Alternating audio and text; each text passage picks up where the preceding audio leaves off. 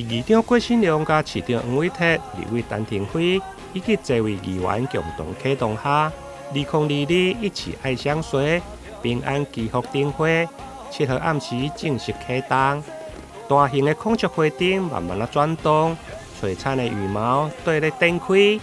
这是今年得法国 NDA 国际大奖比赛金奖的花蝶花舞的主灯。目前正伫台南市议会广场来展出。今天非常高兴哈，我们一起爱相随，我们平安点灯系列活动啊，这个是议会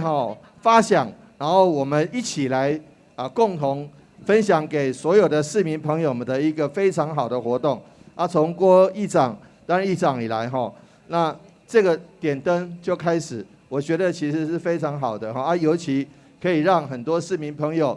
多来市政园区走一走，多来议会走一走，看到这么漂亮的花灯，看到这么漂亮的装置艺术，都是很好的那台南本来就是文化之都，也是文化古城，很多好的这个艺术产品、艺术品或是装置艺术，都值得我们来走走逛逛。大家最近呢，只要经过台南市议会，就一定今仔日一道这么大的主灯来吸引到。这座的主灯呢，来头不小，不但是今年伫咱高雄台湾灯会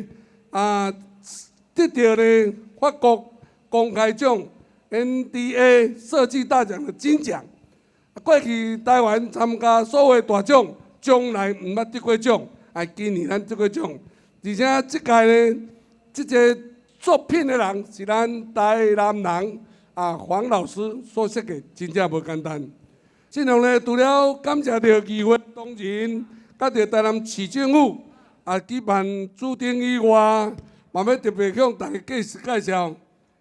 咱今仔日所有参加第3届的议员，拢特别的努力，嘛特别的拍拼，要将这个欢喜来呈现予咱所有乡亲一代。议长表示，这座悬在公车的花灯是台南在地灯艺术黄文泉用了1个月尾的时间来设计制作。